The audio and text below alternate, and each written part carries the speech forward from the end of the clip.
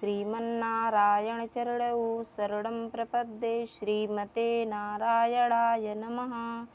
राधे राधे, जय श्री कृष्णा। मित्रों, आप सभी लोग कैसे हैं?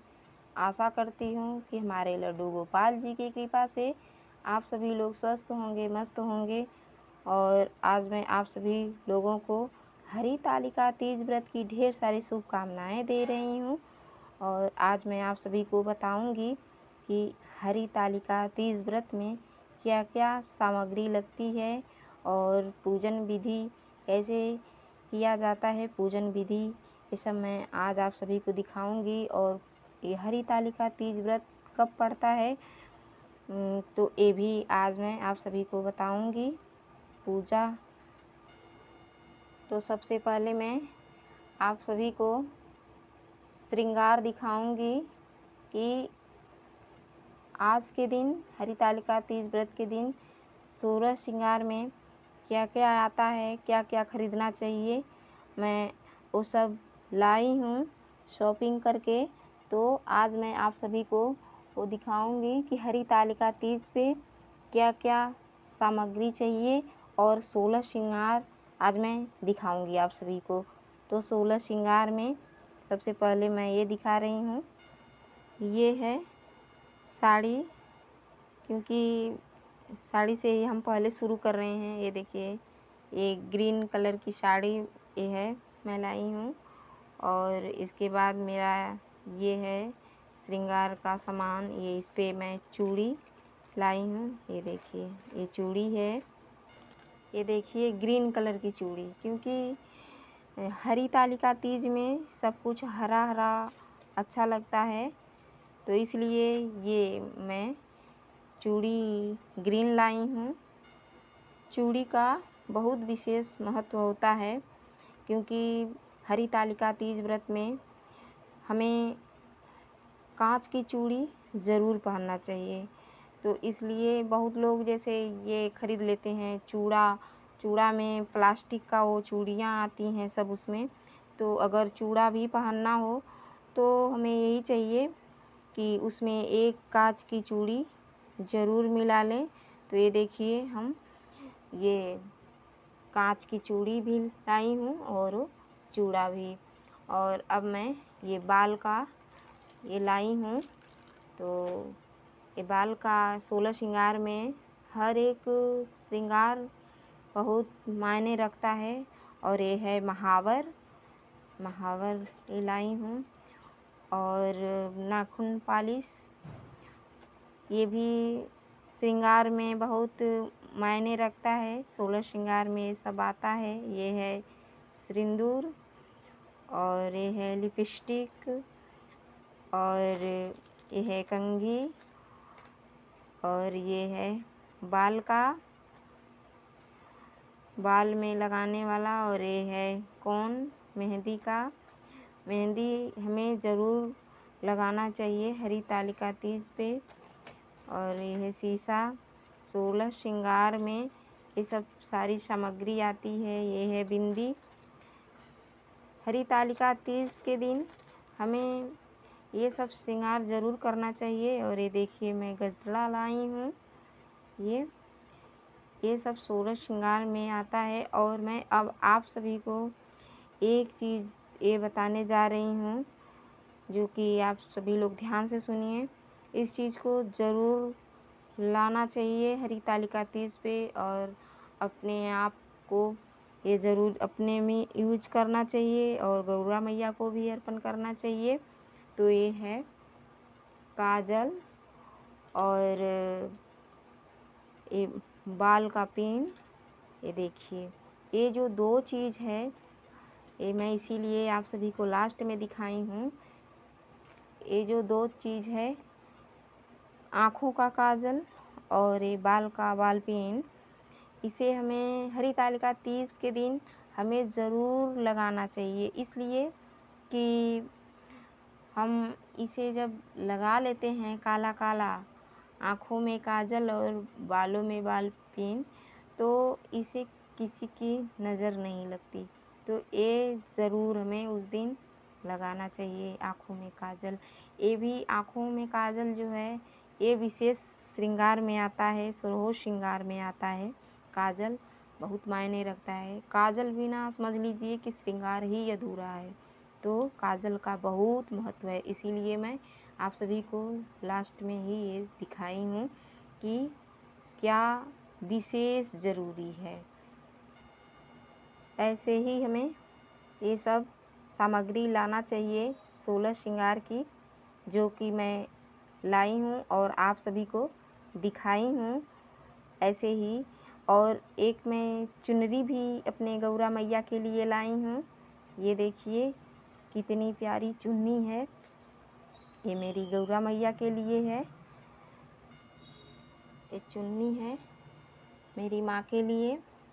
और आप सभी से मैं ये भी बताना चाहूँगी कि हरितालिका तीज भादो मास के शुक्ल पक्ष के तृतीया तिथि को मनाया जाता है, जो कि अब की बार 2023 में 18 सितंबर 2023 में पड़ रहा है और सोमवार दिन है।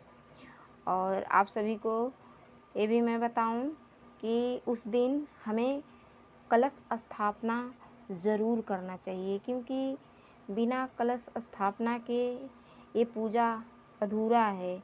हमारे ये जो हरितालिका तीज व्रत है, इसमें कलश स्थापना जब हम रखते हैं तो ये जो कलश देवता हैं, वरुण देवता, जल के देवता, ये ही हमारे साक्षी होते हैं हमारे व्रत का। तो हमें ये कलश स्थापना ज़रूर रखना चाहिए।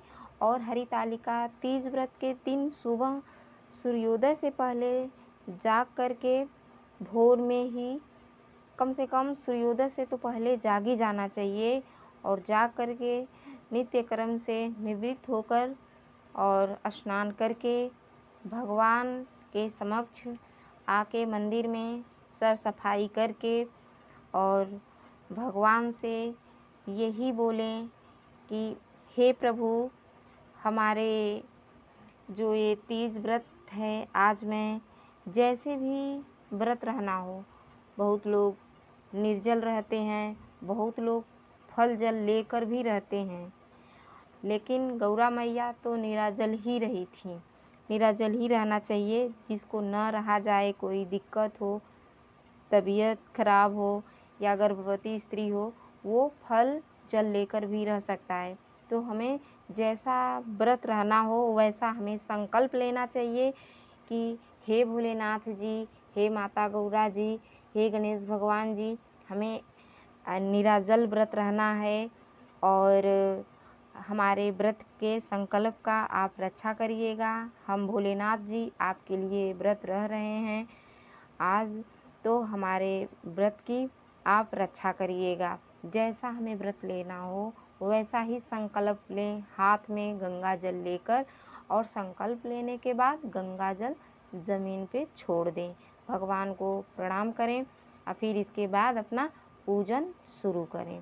तो हमें अष्टदल कमल बना के कलश स्थापना ऐसे ही कर लेना है। देखिए, मैं आप सभी को एक बात और बता दूं कि कलश स्थापना बहुत विधि विधान से होता है। हम जितना ही पूजा में विधि विधान से, जितना ही शुद्धि से हम अपना पूजन पाठ करते हैं, उतना ही पवित्रता से भगवान हमारे, क्योंकि पूजा पाठ में पवित्रता का बहुत महत्व होता है। इसलिए हमें ये इतना अच्छे से, देखिए कितना अच्छे से मैं कलश स्थापना की हूँ। तो सर्वप्रथम मैं बता दूँ कि एक पीतल का या तांबा का या मिट्टी का हमें कलश लेना है। कलश में हमें गंगा जल भरना है। गंगा जल में एक सुपारी, एक सिक्का और सफ़ेद फूल, क्योंकि ये शिव जी का ही व्रत है तो इसलिए हमें वाइट फूल लेना है और सफ़ेद अक्षत चावल का और एक का सिक्का हमें जल के अंदर छोड़ देना है। इसके बाद हमें पंच पल्लव लेना है, आम का 5 पल्लव।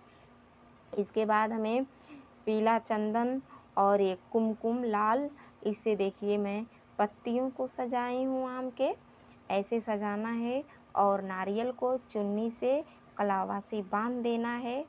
तो ऐसे में बांध के नारियल के ये देखिए कलश के ऊपर रख दी हूँ। ऐसे कलश स्थापना कर देना है दोस्तों। और इसके बाद हम गौरा मैया जी के लिए ये देखिए और भगवान भोलेनाथ जी के लिए भोग लगाए हैं। जो भी घर में नैवेद्य बनाए हों वो हमें लगाना चाहिए। तो देखिए मैं जो बनाई हूँ मैं वही आप सभी को दिखाऊंगी। ये है खुरमा और लड्डू, ये है नैवेद्य के रूप में, और ये है फ्रूट फल, क्योंकि हमें सीजनी फल भी भगवान जी को अर्पण करना चाहिए। तो हम अपने भगवान जी को एक केले का और ये सेब भगवान जी को नैवेद्य के रूप में अर्पण की हूँ।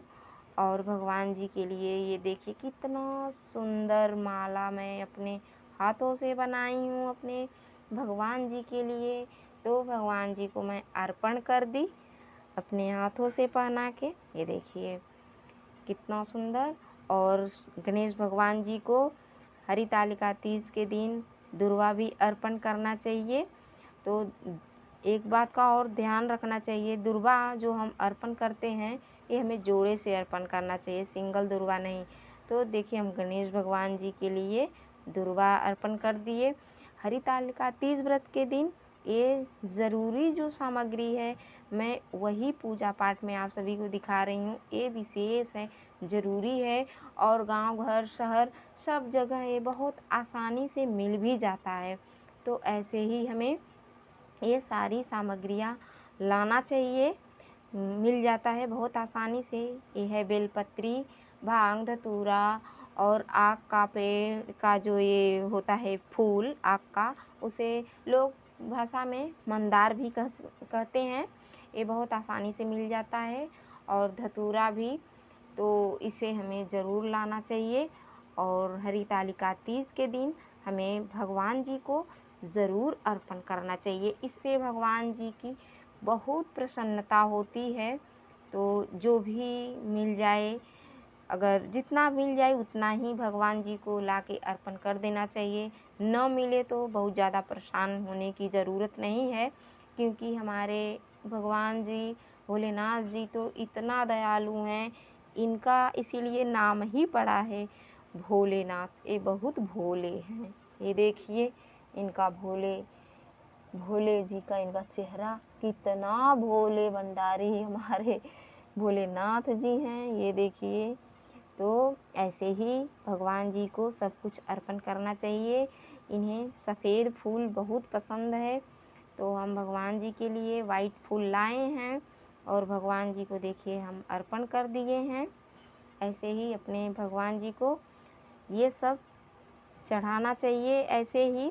और हरितालिका तीज के दिन हमें हरितालिका तीज व्रत कथा ज़रूर सुनना चाहिए।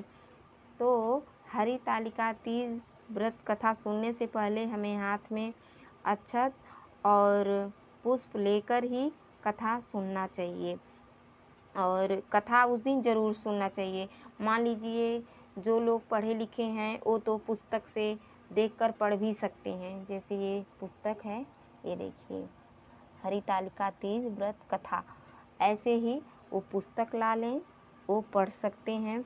आज जो लोग नहीं पढ़े लिखे हैं वो उनको तो किताब में भी, ये मोबाइल पे भी सुनने को मिल जाएगा, क्योंकि यूट्यूब पे ये कथा की वीडियो पड़ी हैं, तो यूट्यूब पे सुनने को मिल जाएगा, यूट्यूब से सुन लें। तो ऐसे ही हमें कथा ज़रूर श्रवण करना चाहिए हरितालिका तीज व्रत का। तो ऐसे ही हमें हरितालिका तीज व्रत करना चाहिए। देखिए कितना सुंदर। मेन तो मैं आप सभी को ये बता दूं कि श्रद्धा भाव भगवान जी देखते हैं। तो देखिए मैं अपने शक्ति अनुसार भगवान जी के लिए ये सब सामग्री लाई हूँ, और भगवान जी के समक्ष ये गौरा मैया जी के लिए सब कुछ अर्पण कर दी हूँ। और आज मैं आप सभी को एक बात और बता दूँ कि भगवान जी के जो ये हरितालिका तीज है, इस दिन भजन कीर्तन ज़रूर करना चाहिए। तो मैं थोड़ा सा गुनगुनाऊँगी भी इस भगवान जी की जो ये वीडियो आप सभी तक मैं पहुंचा रही हूँ, इसमें भी मैं थोड़ा सा भगवान जी के भजन कीर्तन गुनगुनाऊंगी। सदा सुहागन रखिहा महादेव, सदा सुहागिन रखिहा महादेव, करिले बरतिया तो हार ए शिव, करिले बरतिया तो हार ए शिव। लाले सिंहोरवा के रखिहा बचाई के, लाले सिंहोरवा के रखिहा संभाल के, करिल तीज त्योहार ए शिव, करिल तीज त्योहार ए शिव।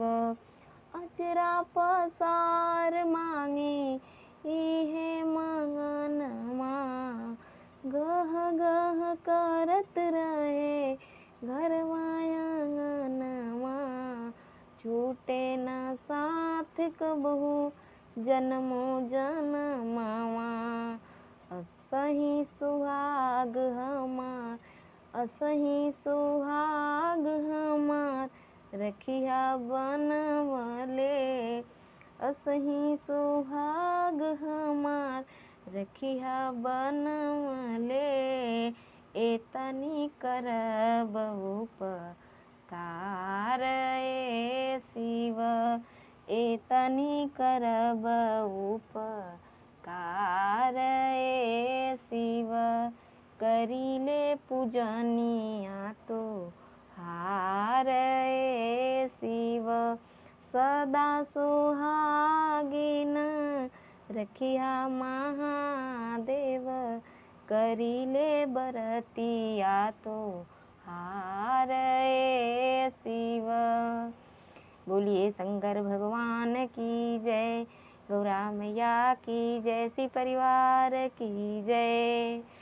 दोस्तों, और मैं एक बात आप सभी को और बता दूं कि हरितालिका तीज व्रत के दिन हमें भगवान जी के ऊपर फुलेरा लगाना चाहिए। फुलेरा लगाने से भगवान जी की बहुत प्रसन्नता होती है, तो फुलेरा हमें उस दिन ज़रूर लगाना चाहिए। फुलेरा का बहुत महत्व होता है। फुलेरा का हम कुछ महत्व आप सभी को बता भी दें कि फुलेरा लगाने से हमें अखंड सौभाग्यता मिलती है। भगवान जी में वरदान देते हैं, और जिसको पुत्र नहीं है उसे अगर वो दोनों जोड़ा से जाएं, पति पत्नी, शिव मंदिर में, और फुलेरा को स्पर्श करके एक फूल भगवान जी के चरणों में अर्पण कर दें, भगवान भोलेनाथ जी के, और वहीं पे कुछ संकल्प लें यही कि हे भोलेनाथ जी, हमारे भी संतान अगर हो जाएगी तो अगले साल तीज व्रत पे मैं आपका फुलेरा हम सजवाएंगे, बनवाएंगे, तो भगवान जी उन्हें एक संतान ज़रूर देंगे, क्योंकि ये शिव महापुराण में है लिखा, इसलिए मैं अपने आप से नहीं बता रही हूँ। तो हम ये बहुत से फुलेरा का महत्व होता है। अगर जिसकी शादी नहीं हो रही है और वो फुलेरा का बस दर्शन कर ले भगवान जी का, कि ये आज जो फुलेरा ये तीज व्रत पे जो चढ़ाया जाता है बना करके, फुलेरे का बस वो दर्शन कर ले, दर्शन मात्र से उसकी शादी हो जाती है, शादी का संयोग बन जाता है। साल भर के अंदर में जिसकी शादी का मुहूर्त नहीं जल्दी बनता, शादी का संयोग नहीं मिलता, तो उसकी शादी भी संलग्न ही जल्दी ये तैयार हो जाती है, उनकी शादी का संयोग बन जाता है। तो आप सभी को मैं ये फुलेरा का कुछ विधि बताई हूँ, क्योंकि बहुत ढेर सारी महत्व हैं। फुलेरा का बहुत महत्व है। फुलेरा अपने हाथों से भी बना सकते हैं, और बना के भगवान जी के ऊपर फुलेरा लगाया जाता है लड़ी लड़ी के तरह। तो ये फुलेरा भी बना सकते हैं हरितालिका तीज के दिन। और ऐसे ही भगवान जी का पूजन पाठ करना चाहिए हरितालिका तीज पे। और ये वीडियो आप सभी लोगों को कैसी लगी और ये वीडियो आप सभी लोगों को अच्छा लगा हो तो लाइक सब्सक्राइब करना न भूलें। जितना हो सके ये वीडियो शेयर करें, क्योंकि हमें धर्म का प्रचार प्रसार करना चाहिए। और ये वीडियो अच्छा लगा हो तो कमेंट में हमें लिखकर ज़रूर बताएं कि ये वीडियो आप सभी लोगों को कैसा लगा। राधे राधे, जय श्री कृष्णा।